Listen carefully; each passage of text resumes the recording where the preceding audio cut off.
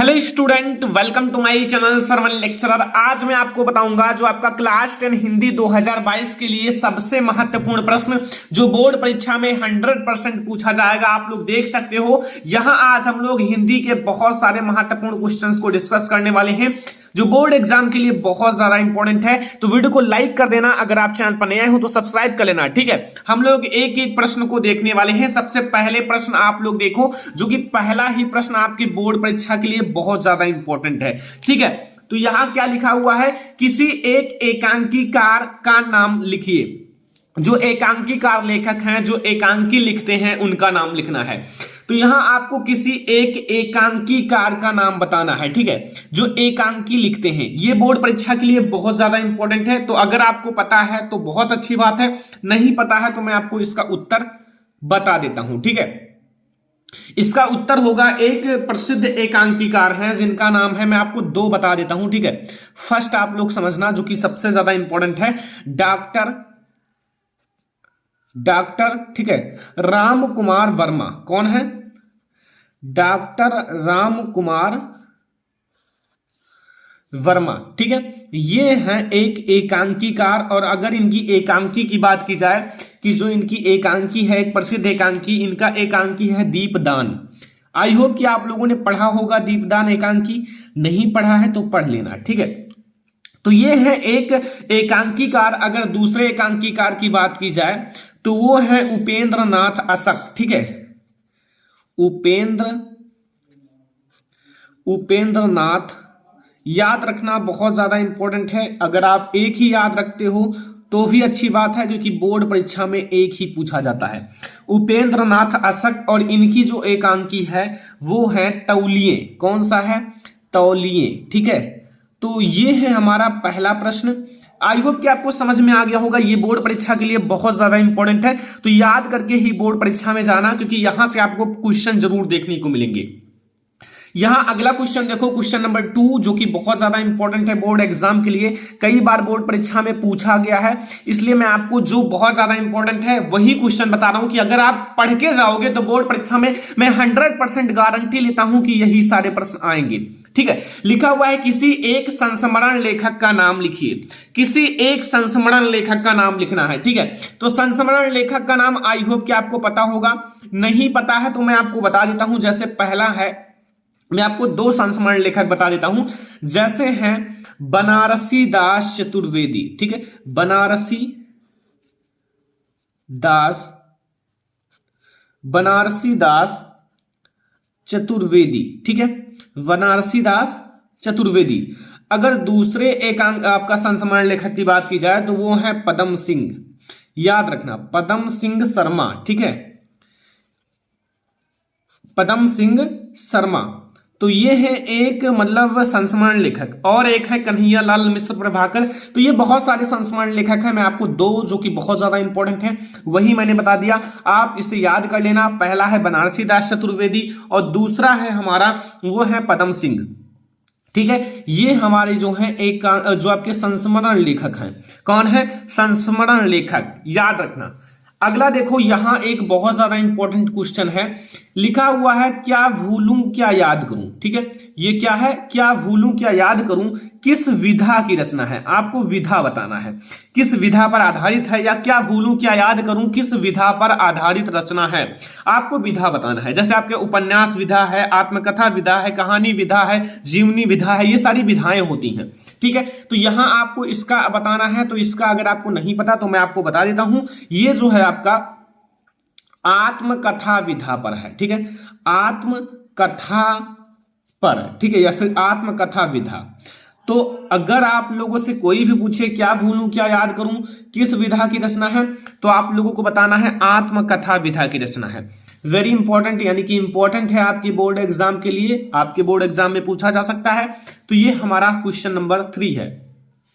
Question number 4 अगर आप लोग देखो तो यहां लिखा हुआ है, जयशंकर प्रसाद जी का एक नाटक लिखिए। जयशंकर प्रसाद जी कई सारे नाटक लिखे हैं, लेकिन आपको एक नाटक बताना है, ठीक है। तो यहां जयशंकर प्रसाद जी का आपको एक नाटक बताना है। तो मैं आपको बहुत ज्यादा इंपॉर्टेंट उनका नाटक बताता हूं। जैसा कि आपको पता है, जो इनका नाटक है वो आप लोग फर्स्ट याद रखना, चंद्रगुप्त, ठीक है। और एक याद है तो दूसरा ऑटोमेटिक याद हो जाएगा, क्योंकि चंद्रगुप्त और आपका, और दूसरा नाटक बताना है तो दूसरा आप लोग याद रखना। अगर चंद्रगुप्त याद है तो ये दूसरा ऑटोमेटिक याद हो जाएगा, स्कंदगुप्त। ठीक है, क्या याद करना है? स्कंदगुप्त। तो चंद्रगुप्त और स्कंदगुप्त ये क्या है? जयशंकर प्रसाद जी का, ठीक है, मैं यहां थोड़ा सा डिटेल में लिख देता हूं, जयशंकर प्रसाद, ठीक है, जयशंकर प्रसाद के दो ऐतिहासिक नाटक हैं जो बहुत ज्यादा फेमस हैं। ठीक है, ऐतिहासिक नाटक हैं, तो अगर आप लोग याद रखते हो तो बहुत अच्छा है, आप लोगों के बोर्ड एग्जाम में आएगा तो आप तुरंत लिख सकते हो। तो ये दोनों क्या है? जयशंकर प्रसाद जी के ऐतिहासिक नाटक हैं। तो ये आप क्वेश्चन याद रखना। ओके, यहां अगला क्वेश्चन है, ये क्वेश्चन पर आप थोड़ा सा ध्यान रखना आएगा कि मेरी तिब्बत यात्रा, ये आप एक रचना सुना होगा, मेरी तिब्बत यात्रा के लेखक हैं। मेरी तिब्बत यात्रा के लेखक कौन है? ठीक है, तो यहां आप लोगों को अगर नहीं पता तो मैं आपको बताऊंगा, लेकिन आप याद रखना ये कि मेरी तिब्बत यात्रा के लेखक कौन है। तो यहां मैं थोड़ा सा डिटेल में लिख देता हूं, मेरी तिब्बत, ठीक है, मेरी तिब्बत यात्रा, यही पर पूछ रहा है ना, ये यात्रा है, ठीक है, ये या है यात्रा के लेखक, आपको बताना है मेरी तिब्बत यात्रा के लेखक। तो मेरी तिब्बत यात्रा के लेखक जो हैं वो याद रखना राहुल संस्कृतनन है। ठीक है, राहुल संस्कृत्यानन, ये याद रखना है। तो ये हमारा काफी ज्यादा इंपॉर्टेंट क्वेश्चन है, अगर आप याद करके जाते हो तो यहां से आपको सारे क्वेश्चंस देखने को मिलेंगे बोर्ड एग्जाम में। तो ये हमारा है 5 क्वेश्चन। अब हम लोग आगे क्वेश्चन देखते हैं। ये सारे क्वेश्चंस जो मैं बताने वाला हूं 6 से, ये सारे आपकी बोर्ड एग्जाम में 2 मार्क्स का पूछा जाएगा, बहुत ज्यादा इंपॉर्टेंट क्वेश्चन है। ठीक है, और ये सारे क्वेश्चंस हर बार बोर्ड परीक्षा में आते हैं, हर साल, जो बहुत ज्यादा वीआईएमपी क्वेश्चंस हैं ये सारे। लिखा हुआ है रीति काल की प्रमुख प्रवृत्तियां, प्रवृत्तियां कहो या फिर इसे विशेषता कहो, दोनों एक ही बात है, प्रवृत्तियां और विशेषताओं पर, ठीक है, संक्षेप में प्रकाश डालिए। आप ये प्रवृत्तियां भी कह सकते हो या फिर इसे विशेषता, दोनों एक ही है। तो रीति काल की प्रमुख प्रवृत्तियों या फिर विशेषताओं पर संक्षेप में प्रकाश डालिए। तो सबसे पहले आपको ऊपर लिखना है कि रीति काल की प्रमुख प्रवृत्तियां या विशेषताएं इस प्रकार है, ऐसा लिख देना, एग्जामिनर को बहुत अच्छा लगेगा और आपको फुल मार्क देगा। तो यहां आप ऊपर लिख देना कि रीति काल की प्रमुख प्रवृत्तियां या विशेषताएं इस प्रकार से है। पहला आप समझो, पहला है रीति या लक्षण ग्रंथों की रचना। ठीक है, रीति या फिर लक्षण ग्रंथों की रचना, यह है रीति काल की पहली विशेषता। दूसरा है श्रृंगार रस की प्रधानता। क्या है? श्रृंगार रस की प्रधानता, इसमें जो श्रृंगार रस है उसकी ज्यादा प्रधानता दी गई है। ठीक है, श्रृंगार रस का। तीसरा है दोहा, सवैयां, कवित्त, छंदों की प्रचुरता। जो दोहा है, सवैयां है, कवित्त है, छंदों की प्रचुरता, यानी कि इसमें प्रयोग किया गया है इन सारी चीजों का। तो ये मैंने आपको 3 विशेषता बता दिया, आपके बोर्ड परीक्षा में 2 ही आएगा, 2 विशेषता बताना पड़ेगा, 2 मार्क का। तो आप लोग 2-3 याद रखना कि अगर आप भूल भी जाओ तो याद रखें। ठीक है, दूसरा याद रहे।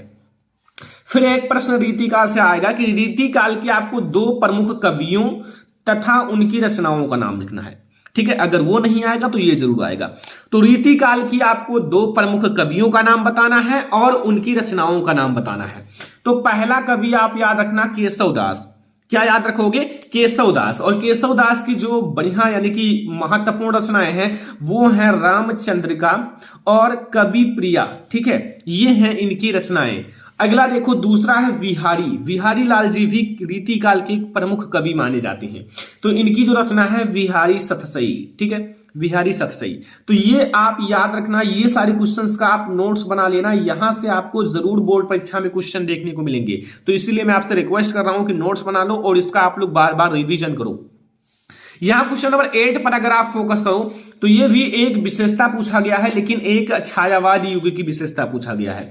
यहां क्या पूछा गया है? छायावाद के 2 प्रमुख विशेषताएं लिखिए। देखो, रीति काल और छायावादी युग अलग अलग है, तो यहां आपको छायावाद युग की प्रमुख विशेषताएं लिखना है। तो यहां आप लिख देना छायावाद के काव्य की प्रमुख विशेषताएं इस प्रकार से है। पहला आप देखो, पहला जो हमारा है वो है प्रेम सौंदर्य का चित्रण। क्या है? प्रेम सौंदर्य का चित्रण, इसमें प्रेम सौंदर्य का चित्रण किया गया है। दूसरा है प्राकृत का मानवीकरण। जो प्राकृत है उसका मानवीयकरण किया गया है, किसमें? छायावाद युग में। ठीक है। तीसरा है रहस्यवादी भावना, इसमें रहस्यवादी भावना के बारे में भी बताया गया। तो यहां जो हमारा तीसरी विशेषता है वो रहस्यवादी भावना, ठीक है। तो ये आपको छायावाद युग की ये तीनों विशेषताएं याद रखना है, 2 पूछा जाएगा तो आप इन तीनों में से कोई भी 2 लिख सकते हो और आपको 2 मार्क्स बहुत आसानी से मिल जाएगा, ठीक है। तो ये हमारा है क्वेश्चन नंबर 8। अब हमारा आएगा क्वेश्चन नंबर 9। क्वेश्चन नंबर 9 में आपका ये पूछ रहा है कि छायावाद युग जो है ना, छायावाद युग के 2 कवियों के नाम और उनकी 2 रचनाओं का नाम बताना है। आपसे 2 रचनाएं पूछ रहा है, मतलब एक कवि की 2 रचना, ठीक है। तो आप रचना भी याद रखना, रचना के भी आपके 1 नंबर होते हैं, ठीक है। तो यहां पहला आपके हैं छायावाद युग के जयशंकर प्रसाद, जिसने छायावाद युग का प्रवर्तक माना जाता है, ठीक है। सेकंड है महादेवी वर्मा, ठीक है। तो जयशंकर प्रसाद जी की जो रचना है वो कामायनी और आंसू, ठीक है। और यहां आप चंद्रगुप्त स्कंदगुप्त भी लिख सकते हो क्योंकि ये भी जो है ना जयशंकर प्रसाद जी की रचना ही है। और यामा और दीपशिखा किसकी रचना है? महादेवी वर्मा जी की रचना है। तो यामा और दीपशिखा आपका दोनों हो गया महादेवी वर्मा का, और यहां जयशंकर प्रसाद जी का है कामायनी और आंसू। तो ये दोनों आप याद रखना, जयशंकर प्रसाद जी का, और महादेवी वर्मा का याद रखना यामा और दीपशिखा। तो ये हमारा क्वेश्चन नंबर 9 है और बोर्ड परीक्षा के लिए बहुत ज्यादा इंपॉर्टेंट है, ठीक है। चलो हम लोग देखते हैं क्वेश्चन नंबर 10। क्वेश्चन नंबर 10 यहां आप लोग देखो, ठीक है। क्वेश्चन नंबर 10 में आपसे ये पूछ रहा है, बहुत ज्यादा इंपॉर्टेंट है, ये बहुत ज्यादा इंपॉर्टेंट क्वेश्चन है, तो इसलिए मैं आपसे कोशिश कर रहा हूं कि नोट बना लेना, याद करना कि प्रयोगवादी कविता की किन्हीं 2 विशेषता। यहां आपको प्रयोगवादी कविता, जो प्रयोगवादी युग हैं, उनकी 2 विशेषता या फिर प्रवृत्तियों का उल्लेख करो। यहां आपको लिखना है कि प्रयोगवादी कविता की 2 विशेषताएं इस प्रकार से हैं। एक एक विशेषता को हम लोग देखेंगे। जैसा कि पहले विशेषता अगर आप देखो तो यहां लिखा हुआ है नवीन बिंब एवं नवीन प्रतीकों का मोह, जो नवीन बिंब है एवं नवीन प्रतीकों का मोह। सेकंड है कुंठा और निराशा का स्वर, ठीक है, कुंठा और निराशा का स्वर। और तीसरा है मुक्तक शैली का प्रयोग, ठीक है। तो ये 3 जो है ये प्रयोगवादी कविता की विशेषताएं हैं। तो ये हमारा क्वेश्चन नंबर 10 है और ये 10 क्वेश्चंस आप बोर्ड परीक्षा में याद करके जाओगे तो आप बहुत ज्यादा मार्क्स अचीव कर सकते हो। तो ये आप लोग याद करना, नोट्स भी बना लेना, ठीक है, और इसको बार बार रिवीजन भी करना। चलो हम लोग देखते हैं जो हमारे और सारे क्वेश्चंस हैं हिंदी के। अब हम लोग देखने वाले हैं आपके बोर्ड एग्जाम के लिए सबसे ज्यादा इंपॉर्टेंट आपका गद्यांश, जो आपके बोर्ड एग्जाम में 6 मार्क का पूछा जाता है, यानी कि 6 मार्क का, ठीक है। अगर आप ये तैयार करके जाते हो तो ये बोर्ड परीक्षा में 100% पूछा जा सकता है, इसलिए आप ये जरूर तैयार करके जाना। आपके हिंदी का सबसे ज्यादा इंपॉर्टेंट गद्यांश है। लिखा हुआ है कुसंग का ज्वर जो होता है सबसे भयानक होता है। जो कुसंग होता है उसका ज्वर जो होता है सबसे भयानक होता है। यह केवल नीति और सद्बुद्धि का ही नाश नहीं करता बल्कि बुद्धि का भी क्षय करता है। ये नीति और सद्बुद्धि का ही नाश नहीं करता बल्कि ये जो बुद्धि है उसको भी क्षय कर देता है। किसी युवा पुरुष, अब यहां से रेखांकित अंश आ गया, किसी युवा पुरुष की संगत यदि बुरी होगी, यदि जो युवा पुरुष हैं, ठीक है, अगर उनकी संगत बुरी होगी तो वह उसके पैरों में बंधी चक्की के समान होगी। जो पैरों में बंधी चक्की के समान होगी, जो उसे दिन दिन अवनति के गड्ढे में गिराती जाएगी। अवनति मतलब होता है कि उन्नत नहीं कर पाएगा और अपने जो मतलब जमीन जायदाद है उसे बेचेगा, खाएगा, क्योंकि उनकी संगत क्या है? गलत है, ठीक है। जो उनकी संगत है वो बुरा है, इसलिए, ठीक है, जाएगी। और यदि अच्छी होगी तो सहारा देने वाले बाहु के समान होगी, जो उसे निरंतर उन्नति की ओर उठाती जाएगी। अगर उसका जो है संगत सही है, उसका दोस्त सही है, उसके साथ जो रहता है वो सही है, तो वो निरंतर उन्नति करेगा। तो आप लोग याद रखना कि बुरे लोगों के साथ कभी मत जाना, क्योंकि वो आपको बुरा ही सिखाएंगे, आपको बुराई पर ही ले जाएंगे। अच्छाई पर चलो, यानी कि अच्छे लोगों का साथ करो, आप निरंतर उन्नति करोगे, ठीक है। क्योंकि आप अच्छे लोगों का साथ करोगे तो अच्छी विचार आपको भी देंगे और आपको भी पढ़ने के लिए प्रोत्साहित करेंगे, ठीक है। तो ये आपके लिए बहुत ज्यादा इंपॉर्टेंट है। तो इसका आपको सबसे पहले क्या लिखना है? सबसे पहले आपको इसका संदर्भ लिखना है। क्या लिखना है? संदर्भ लिखना पड़ेगा, जो कि आपके बोर्ड एग्जाम में 2 मार्क का आएगा। संदर्भ, जैसे आपको ये पहचानना है इसकिस चैप्टर से लिया गया है और इसके लेखक कौन है, ठीक है। दूसरा आपको जो रेखांकित अंश है उसकी व्याख्या करना है। रेखांकित अंश यहां से स्टार्ट है, देखो, किसी युवा पुरुष की संगति यदि बुरी होगी तो वह उसके पैरों में बंधी चक्की के समान होगी जो उसे दिन दिन अवनति के गड्ढे में गिराती जाएगी, और यदि अच्छी होगी तो सहारा देने वाले बाहु के समान होगी जो उसे निरंतर उन्नति की ओर उठाती जाएगी। ठीक है, और एक क्वेश्चन आपसे पूछेगा 2 मार्क का, वो रहेगा, अब जैसे कोई भी क्वेश्चन पूछ सकता है, इसमें आपको उसका आंसर मिल जाएगा जो आपका गद्यांश होता है। यहां क्वेश्चन पूछा है कि अच्छी संगति से होने वाली लाभों को उदाहरण देकर समझाइए। तो हम लोग इसको देखने वाले हैं। सबसे पहले हम लोग क्या समझेंगे, वो समझेंगे आ वाला। ठीक है, यानी कि आ जो हमारा है वो संदर्भ लिखना है, तो यहां आप लोग हेडिंग डाल दीजिए संदर्भ। ठीक है, संदर्भ डालने के बाद आप यहां अंडरलाइन कर लीजिएगा, फिर आप संदर्भ लिखिएगा। तो ये आप लोगों को पता होगा कि किस चैप्टर से लिया गया है, इसके लेखक कौन है, क्योंकि इसमें मित्र के बारे में बात किया गया है, तो ये मित्रता चैप्टर से लिया गया है, और इसके लेखक कौन है, आचार्य रामचंद्र शुक्ल जी हैं। तो यहां सबसे पहले आप लिखना जो प्रस्तुत गद्यावतना। ठीक है, क्या लिखोगे, प्रस्तुत जो आपका गद्य, ठीक है, गद्य अवतरण। याद रखना, मैं आपको बहुत सटीक तरीका बताने वाला हूं, अगर ऐसे लिखोगे तो कोई दिक्कत नहीं होगा। जो आपके लेखक हैं वो कौन है, इसको आपको विलेख से लिखना है, लेखक का नाम। ठीक है, आचार्य रामचंद्र शुक्ल जी हैं, रामचंद्र शुक्ल, आचार्य रामचंद्र शुक्ल जी हैं इनके लेखक। ठीक है, तो आचार्य रामचंद्र शुक्ल द्वारा, आचार्य रामचंद्र शुक्ल द्वारा, ठीक है, लेखक का नाम अच्छे से याद रखना, कोई भी गलती नहीं होना चाहिए, क्योंकि ये सबसे ज्यादा इंपॉर्टेंट है आपके गद्यांश में। संदर्भ, आचार्य रामचंद्र शुक्ल द्वारा लिखित एवं हमारी पाठ्य पुस्तक, हमारी पाठ्य पुस्तक, हमारी पाठ्य पुस्तक, ये किससे लिया गया है, विलेख से लिखना, क्योंकि हमारे लिए इंपॉर्टेंट है हिंदी। ठीक है, कॉमा लगा देना ऊपर, हिंदी, हिंदी के गद्य खंड। अब गद्य खंड हिंदी का एक गद्य खंड इसका भाग है, तो आप यहां लिख देना गद्य खंड। ठीक है, यहां थोड़ा सा कॉमा लगा देना, गद्य खंड। ठीक है, में संकलित, में संकलित, में संकलित। अब आपको विलेख से लिखना है क्योंकि हमें चैप्टर का नाम लिखना है, तो यहां आप ऊपर कॉमा लगाना और लिखना जिस भी चैप्टर का है। जैसे ये है मित्रता। ठीक है, मित्रता नामक निबंध से अवतरित है, मित्रता नामक निबंध है आपका, निबंध कौन सी विधा है, निबंध विधा, निबंध से अवतरित है, अवतरित, अवतरित है। बस इतना याद रखना।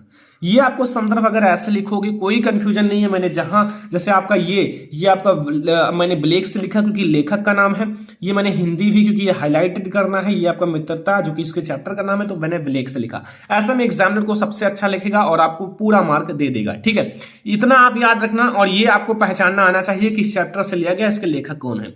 या फिर आप इसे दूसरे भाषा में भी लिख सकते हो, आप हेडिंग डाल सकते हो, पाठ का नाम, लेखक का नाम, पाठ का नाम लिखो, फिर लेखक का नाम, आपको फिर भी नंबर फुल दिया जाएगा। लेकिन ये सबसे अच्छा तरीका है संदर्भ लिखने का। तो आप ऐसे लिखोगे तो आपको 100% मैं कह रहा हूं कि फुल मार्क्स मिलेगा। ठीक है, तो ये आप जरूर याद रखना। तो ये हमारा संदर्भ हो चुका है। अब हमें रेखांकित अंश की व्याख्या करना है। ये बा वाला हमें रेखांकित अंश की व्याख्या करना है। तो हमें यह है रेखांकित अंश, किसी युवा पुरुष, जो किसी युवा पुरुष की संगति यदि बुरी होगी तो वह उसके पैरों में बंधी चक्की के समान होगी। जैसे अगर पैर में चक्की बन जाए तो वो आगे पीछे नहीं जा सकता, वहीं गिर जाएगा। ठीक है, जो उसे दिन दिन अवनति के गड्ढे में गिराती जाएगी, और यदि अच्छी होगी तो सहारा देने वाले बाहु के समान होगी जो उसे निरंतर उन्नति की ओर उठाती जाएगी। अब हम लोग देखेंगे रेखांकित अंश की व्याख्या। अब आप देखो रेखांकित अंश की व्याख्या, जैसा कि यहां से स्टार्ट है कि यहां से किसी युवा पुरुष से, तो यहां आप लोग ये देखिए, यहां आपको लिखना है रेखांकित अंश की व्याख्या। फिर आपको लिखना है, जैसा आपको पढ़ लिया, ठीक है, अब आपको बढ़िया से लिखना है कि मानव जीवन में युवा अवस्था, यानी कि युवा अवस्था सर्वाधिक महत्वपूर्ण होता है। देखो, युवा अवस्था सबसे ज्यादा महत्वपूर्ण होता है। इसमें आप मतलब अपने आप को कितना ज्यादा डेवलपमेंट कर सकते हो, ये सब। ठीक है, तो ये सब बहुत ज्यादा इंपॉर्टेंट होता है। कुसंगित किसी युवा मनुष्य की सारी प्रगति को उसी तरह रोक लेती है जो कुसंगित है, जिनकी संगति अच्छी नहीं है, बुरे लोगों से संगति है। ठीक है, कुसंगित। कुसंगति किसी युवा पुरुष की सारी प्रगति मतलब होता है उन्नति को उसी तरह रोक लेती है जिस प्रकार पैरों में बंधी हुई भारी पत्थर, जैसे पैरों में भारी पत्थर बांध दिया जाए तो वो उसी स्थान पर खड़ा रहेगा और कहीं जा नहीं पाएगा, ना आगे ना पीछे, उसी स्थान पर खड़ा रहेगा। किसी व्यक्ति को आगे बढ़ने नहीं देता वरन प्रायः उसे गिरा देता है। वो मतलब और आगे नहीं बढ़ने देगा, भले ही आप पीछे चले जाओ गिर जाओगे लेकिन आगे नहीं बढ़ने देगा। ये होते हैं बुरे लोग। अगर आप बुरे लोगों का संगत करोगे तो वो आगे नहीं जाने देंगे और आप गिर जाओगे, वहीं बेकार हो जाओगे।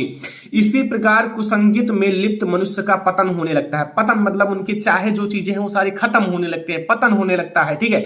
और वह दिन प्रतिदिन पतन के मार्ग पर अग्रसर होता रहता है और वो दिन ब दिन खत्म होता जाता है। उनके जो सारे धन जायदाद हैं वो सारे खत्म होते जाते हैं, ठीक है। तो ये होते हैं आपके बुरे संगति, ठीक है। इसके विपरीत अच्छी संगति हमारे लिए एक ऐसी सुदृढ़ बाह अर्थात आपका सहारा होती है जो हमें गिरने नहीं देती अपितु उन्नति के पथ पर निरंतर आगे बढ़ाती है।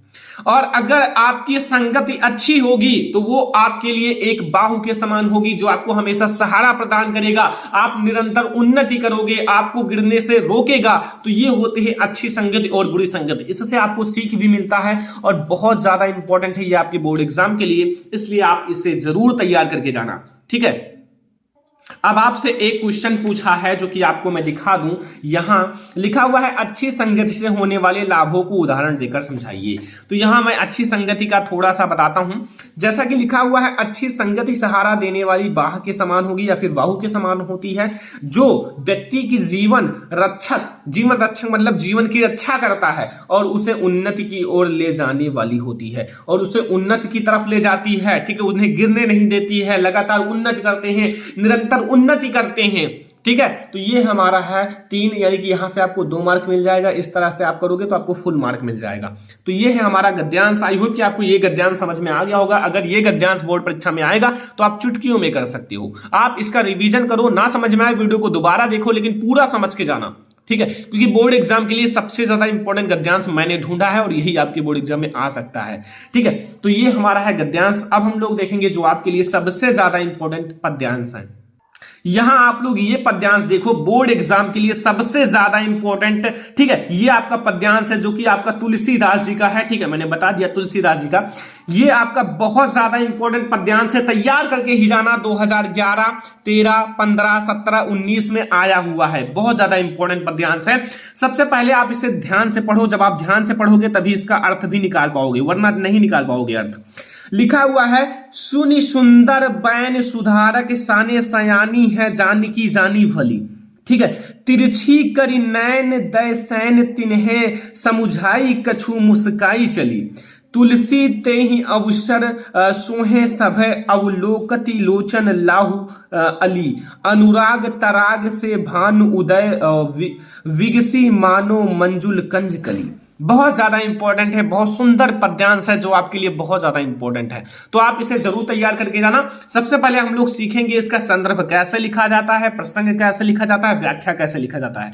अगर आप संदर्भ लिखोगे तो 2 मार्क मिलेगा, प्रसंग लिखोगे 2 मार्क, व्याख्या लिखोगे 2 मार्क, आपको कुल मिला के 6 मार्क्स का ये क्वेश्चन आता है।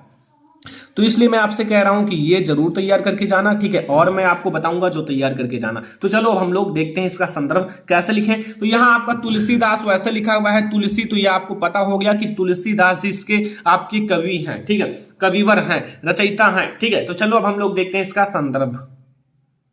इसका संदर्भ आपको कैसे लिखना है। संदर्भ आप कई प्रकार से लिख सकते हो, लेकिन मैं आपको एक सटीक तरीका बताता हूं। जिस तरह से लिखोगे तो एग्जामिनर समझेगा बच्चे ने बहुत अच्छे से पढ़ाई की है।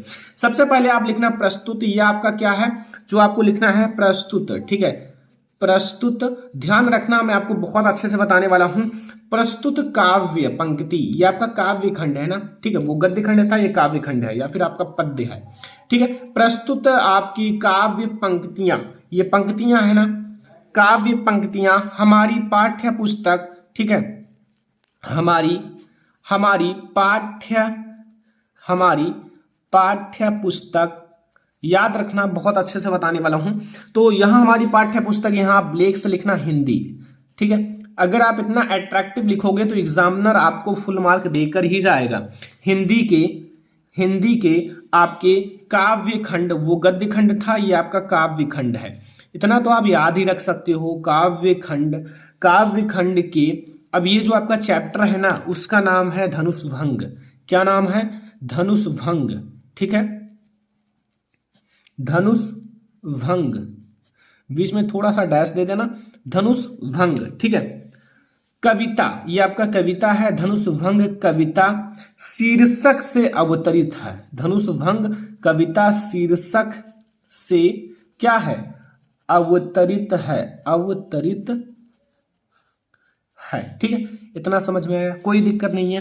तो अवतरित है, और यह अंश हमारी, ध्यान रखना मैं आपको बहुत अच्छे से बता रहा हूं, ऐसा लिखोगे तो बहुत अच्छा लगेगा एग्जामिनर को। ठीक है, यह अंश हमारी, हमारी जो पाठ्य पुस्तक, हमारी पाठ्य पुस्तक में आपकी जो इसके मतलब रचयिता हैं, ठीक है, ये हैं गोस्वामी तुलसीदास, गोस्वामी तुलसीदास। ठीक है, गोस्वामी तुलसीदास द्वारा रचित है। देखो मैंने लिख दिया ना द्वारा रचित, यानी कि रचयिता कौन है? गोस्वामी तुलसीदास जी हैं। तो गोस्वामी तुलसीदास द्वारा रचित आपका एक बहुत मतलब आपका श्री रामचरित मानस। ठीक है, यहां मैं इसे ब्लैक से लिख देता हूं, बहुत ज्यादा इंपॉर्टेंट है इनके लिए। ठीक है, श्री रामचरित मानस, श्री रामचरित मानस। ठीक है, के वालखंड, के वालखंड या फिर वालकांड। ठीक है, वालकांड यानी कि जो बालक का, ठीक है, वालकांड में संकलित है, में संकलित है। बस इतना सा लिखना है, लेकिन बहुत ज्यादा अट्रैक्टिव है। देखो मैंने किया क्या है, यहां पूरा मैंने बता दिया, जैसे इनके धनुष भंग चैप्टर का भी नाम बता दिया, गोस्वामी तुलसीदास के रचयिता हैं, और यहां मैंने एक मेन पॉइंट लिख दिया कि श्री रामचरित मानस के वालखंड में आपका संकलित है। यहां से आपको पता चलेगा एग्जामिनर क्या सोचेगा कि बच्चे को बहुत अच्छे से आता है, क्योंकि ये सारी चीजें लिख दिया जो इसमें हमें जानना चाहिए। तो यहां से आपको फुल मार्क मिलने का ज्यादा चांस हो जाता है। ठीक है, तो इस तरह से लिखना, आपको फुल मार्क जरूर मिलेगा। ओके, अब यहां मैं आपको प्रसंग बता देता हूं कि प्रसंग कैसे लिखें। प्रसंग आपको कुछ नहीं करना है, सबसे पहले इसे पढ़ना है ध्यान से।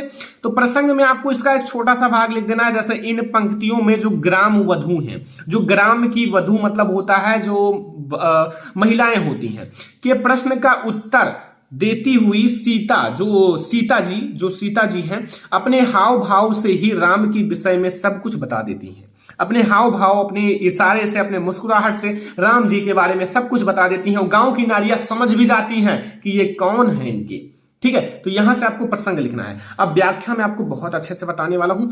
व्याख्या थोड़ा लॉन्ग है, क्योंकि ये आपका थोड़ा लॉन्ग आपका पद्यांश है, तो समझना। जो ग्राम वधू है, जो ग्राम की महिलाएं हैं, ठीक है, ग्राम की वधू, ठीक है, थोड़ा सा ने राम के विषय में सीता जी से पूछा, राम के विषय में जो सीता जी से पूछा कि ये सांवले और सुंदर रूप वाले तुम्हारे क्या लगते हैं, जो ये सांवले और सुंदर रूप वाले आपके साथ हैं, ये तुम्हारे क्या लगते हैं। ग्राम वधुओं के अमृत जैसी मधुर वचनों को सुनकर चतुर सीता जी उनके मनोभावों को समझ गई।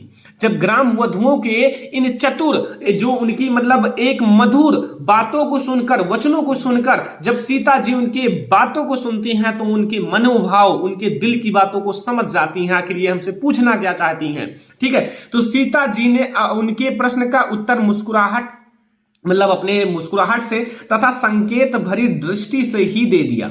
मतलब अपनी मुस्कुराहट और संकेत से ही बता दिया कि ये हमारे कौन हैं। ठीक है, श्री राम जी कौन हैं। ठीक है, उन्हें मुख से कुछ यानी कि मुख से कुछ ये बोलने की आवश्यकता नहीं पड़ी, मुख से नहीं बोलना पड़ा, क्योंकि वो इशारे और संकेत और मुस्कुराहट से ही पता चल गया कि उन्हें जो स्त्रियोचित लज्जा के कारण केवल संकेत से ही राम के विषय में समझा दिया कि ये मेरे पति हैं। मतलब वो केवल संकेत से, मुस्कुराहट से ही गांव की नारियों को समझा दिया कि ये हमारे पति हैं। ठीक है, ये हमारे कौन है, पति हैं। और वो गांव की नारियां जो है वो समझ भी गई, जो ग्राम वधू हैं वो समझ भी गई। ठीक है, तो यहां तुलसीदास जी कहते हैं कि सीता जी के संकेत को समझकर सभी जो सखियां हैं, जो स्त्रियां हैं, सखियां राम के सौंदर्य को एकटक मतलब देखती रही, देखती हुई अपने नेत्रों को लाभ प्रदान करती हैं, प्रदान करने लगी। जैसे श्री राम को देखकर जो गांव की स्त्रियां हैं वो सोचती हैं आज मैंने मतलब सामर्थ्य श्री राम जी को ही देख लिया, मतलब भगवान को देख लिया, तो वो अपने नेत्रों को लाभ प्राप्त करने लगती हैं। ठीक है, कि हमने देखा है। तो ये आपके लिए इतना है, अभी और थोड़ा सा आपका है, ठीक है, वो भी याद रखना थोड़ा सा। और हमारा व्याख्या है, ये देखो यहां, ठीक है। उस समय ऐसा प्रतीत होता है जब गांव की नारियां श्री राम जी को प्रत्यक्ष देखती हैं तो ऐसा प्रतीत हो रहा है मानो प्रेम के सरोवर में, जो प्रेम के सरोवर में राम रूप सूर्य का उदय हो गया, राम रूपी सूर्य का उदय हो गया, और ग्राम वधुओं के नेत्र रूपी कमल की सुंदर कलियां खिल गई। तो ये आपके बोर्ड एग्जाम के लिए बहुत ज्यादा इंपॉर्टेंट पद्यांश है जो आपको याद करके ही जाना है। ठीक है, तो ये है हमारा आज का हिंदी का बहुत ज्यादा इंपॉर्टेंट वीडियो जो आपके बोर्ड एग्जाम के लिए बहुत ज्यादा इंपॉर्टेंट है। ठीक है, तो अगर आपको ये वीडियो पसंद आया हो तो वीडियो को लाइक करना, शेयर करना अपने फ्रेंड्स के साथ। ठीक है, अगर आप चैनल पर नया हो तो सब्सक्राइब कर लेना, और जितना मैंने क्वेश्चंस बताया है उतना याद करके ही जाना, क्योंकि यहां से आपको क्वेश्चंस बोर्ड एग्जाम में जरूर देखने को मिलेंगे। तो ये सारे क्वेश्चंस आपके बोर्ड एग्जाम के लिए वेरी इंपॉर्टेंट है। तो आप लोगों को अगर और भी किसी टॉपिक पर हिंदी की वीडियो चाहिए तो कमेंट करना, मैं आपको जरूर प्रोवाइड करूंगा, और यहां से आपको बोर्ड एग्जाम में 100% क्वेश्चंस देखने को मिलेंगे। ठीक है, तो चलो फिर मिलते हैं अगली वीडियो में, तब तक के लिए धन्यवाद।